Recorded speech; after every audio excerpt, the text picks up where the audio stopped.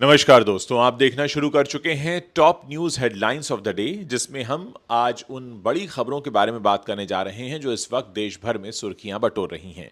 पहली खबर की बात करें तो अहमदाबाद प्लेन हादसे पर लंदन के एक अखबार ने एक नया दावा किया है जिससे हंगामा मच गया है। अखबार का दावा यह है कि एयर इंडिया ने पीड़ित परिवारों को केस छोड़ने के लिए 10 से 20 लाख रुपए तक का ऑफर दिया है। वहीं दूसरी खबर हम आपको बताएंगे कि यूपी पुलिस ने आखिरकार रईसजादे शिवम मिश्रा को गिरफ्तार कर लिया है।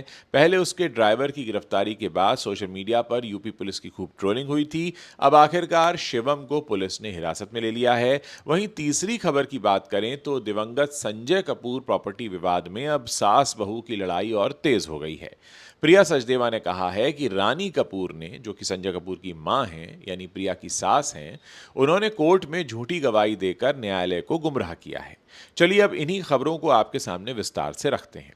दोस्तों, 12 जून 2025 के दिन गुजरात के अहमदाबाद से, जो सरदार वल्लभ भाई पटेल वहां पर अंतर्राष्ट्रीय हवाई अड्डा है, वहां से लंदन के गेटविक एयरपोर्ट के लिए एक एयर इंडिया की फ्लाइट रवाना हुई थी। बोइंग 7878 ड्रीमलाइनर था। फ्लाइट की संख्या थी AI-171। इसने उड़ान भरने के महज कुछ सेकंड बाद ही एक भयानक हादसा इसमें हो गया था। विमान में कुल 242 लोग सवार थे, जिनमें 230 यात्री और 12 क्रू मेंबर शामिल थे। टेक ऑफ के तुरंत बाद रनवे 23 से उड़ान भरने के मात्र कुछ ही पलों में विमान के दोनों इंजन्स बंद हो गए। शुरुआती रिपोर्ट्स के मुताबिक फ्यूल कट ऑफ स्विच अनजाने में बंद हो गए, जिससे विमान ने थ्रस्ट खो दिया और 190 मीटर यानी करीब 625 फीट की ऊंचाई पर ही ये अनियंत्रित होकर नीचे गिर गया। विमान अहमदाबाद के एक मेडिकल कॉलेज हॉस्टल की इमारत से टकरा गया। हादसे में विमान के अंदर सवार 241 लोगों की मौत हो गई। सिर्फ एक यात्री, ब्रिटिश मूल के भारतीय विश्व कुमार रमेश, इस हादसे से बच गए। जमीन पर भी 19 लोगों की जान चली गई, जबकि 60 से ज़्यादा लोग घायल हुए। कुल मिलाकर इस हादसे में लगभग 260 लोगों की मौत हुई। फ्लाइट राडार 24 के डेटा के अनुसार विमान का आखिरी सिग्नल टेक ऑफ के तुरंत बाद 190 मीटर की ऊंचाई पर दर्ज हुआ था। इस हादसे की जांच एयरक्राफ्ट एक्सीडेंट इन्वेस्टिगेशन ब्यूरो कर रहा है, जो कि अभी अंतिम चरण में है। अब इस हादसे की जांच के बीच एक विवादास्पद मोड़ सामने आ गया है। लंदन के अखबार द इंडिपेंडेंट ने रिपोर्ट किया है कि एयर इंडिया ने हादसे के पीड़ित परिवारों को अतिरिक्त मुआवजे के रूप में 8,000 पाउंड यानी लगभग 10 लाख से लेकर 16,000 पाउंड, जो कि होता है करीब 20 लाख रुपए तक की राशि ऑफर की है। लेकिन इस ऑफर की एक सख्त शर्त है कि परिवारों को एक दस्तावेज पर साइन करना होगा, जिसमें लिखा है कि वो एयर इंडिया और विमान निर्माता बोइंग के खिलाफ भविष्य में कभी कोई कानूनी कार्रवाई नहीं करेंगे। यह समझौता किसी भी देश की किसी भी अदालत में लागू होगा। यह ऑफर करीब 130 प्रभावित परिवारों को दिया जा रहा है। एयर इंडिया के प्रवक्ता ने कहा कि कंपनी हर प्रभावित परिवार की मदद के लिए प्रतिबद्ध है। उन्होंने बताया कि शुरुआती अंतरिम मुआवजे के बाद यह अंतिम राशि कानून के अनुसार तय की गई है। टाटा ग्रुप ने पहले ही प्रत्येक परिवार को 1 करोड़ रुपए का एक्स ग्रेशिया मुआवजा देने का ऐलान किया था, जबकि शुरुआती मुआवजे के तौर पर 25 लाख रुपए दिए गए थे।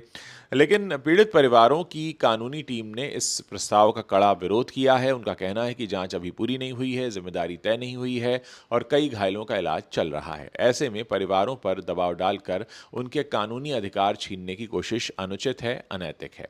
कानूनी विशेषज्ञों का भी यही मत है कि जब दुर्घटना की वजह स्पष्ट नहीं है तो ऐसे समझौते न्याय की प्रक्रिया को प्रभावित कर सकते हैं। दोस्तों, इस पूरे मसले पर आप क्या सोचते हैं? क्या एयरलाइंस को इस तरह के ऑफर देने का अधिकार होना चाहिए, या पूरी जांच और जिम्मेदारी तय होने के बाद ही परिवारों को फैसला लेने का पूरा मौका मिलना चाहिए? कमेंट सेक्शन में आप इस बात को खुलकर लिखिए, बताइए। हम भी समझना चाहते हैं कि देश की जनता, देश के आम लोग इस बारे में अपनी क्या राय रखते हैं। चलिए अब अगली खबर की तरफ बढ़ते हैं।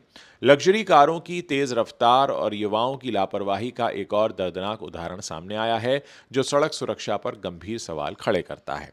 बीते 8 फरवरी को कानपुर के वीआईपी रोड पर रेव 3 मॉल के पास एक तेज रफ्तार लैम्बोर्गिनी रेवोल्टो कार जो थी वो पूरी तरह बेकाबू हो गई। कार पहले एक खड़े हुए ऑटो रिक्शा से टकराई, फिर फुटपाथ पर चढ़ गई, एक बुलेट मोटरसाइकिल से टकराई जिसमें 3 लोग सवार थे और आखिरकार एक पोल से जाकर टकराई। इस हादसे में कुल 6 लोग घायल हुए। चमनगंज निवासी तौफीक अहमद के पैर में गंभीर चोट आई, जबकि बुलेट सवार विशाल और सोनू त्रिपाठी भी बुरी तरह जख्मी हो गए। एक राहगीर भी घायल हुआ। कई वाहन पूरी तरह क्षतिग्रस्त हो गए। कार चला रहे थे शिवम मिश्रा, जो तंबाकू कारोबारी के मिश्रा के बेटे हैं। हादसे के तुरंत बाद शिवम मौके से फरार हो गया। शुरुआत में पुलिस ने अज्ञात व्यक्ति के खिलाफ एफआईआर दर्ज की, लेकिन सीसीटीवी फुटेज, गवाहों के बयान और वाहन नंबर के आधार पर शिवम का नाम सामने आया। घायलों के विरोध प्रदर्शन के बाद एफआईआर में उसका नाम जोड़ा गया। एक दिलचस्प और विवादित मोड़ यह रहा कि हादसे के बाद शिवम के ड्राइवर मोहन ने कोर्ट में सरेंडर करके खुद को उस कार का ड्राइवर बताया। उन्होंने दावा किया कि शिवम को सीजर का दौरा पड़ा था, जिससे घबराहट में उन्होंने गाड़ी संभाली, लेकिन पुलिस ने इस दावे को गुमराह करने की कोशिश करार दे दिया। सीसीटीवी फुटेज में साफ दिख रहा है कि शिवम ड्राइविंग सीट से उतर रहा है।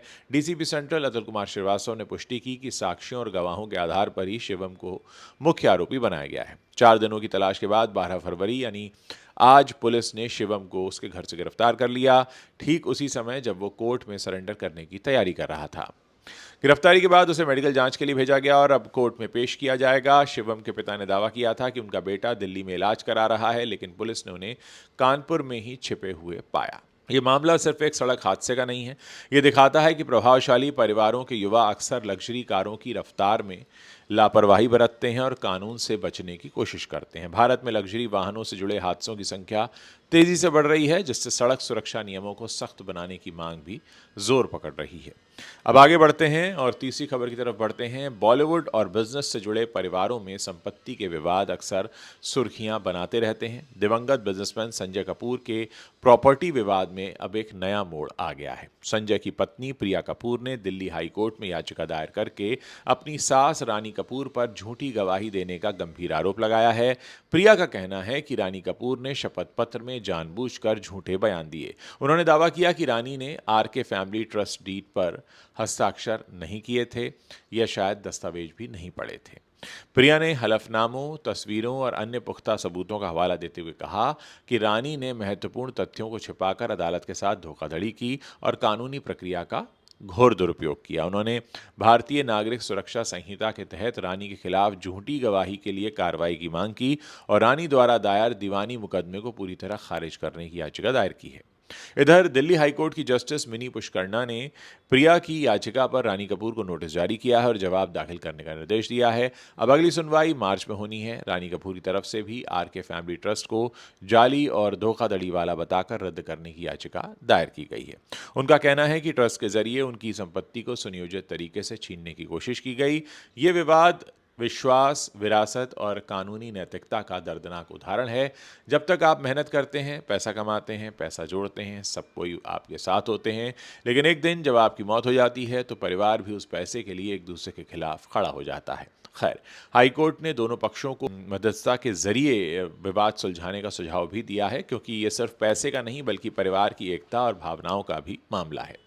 करिश्मा कपूर के बच्चों ने भी संजय की वसीयत की सत्यता पर सवाल उठाए हैं और प्रिया पर लालच का आरोप लगाया है।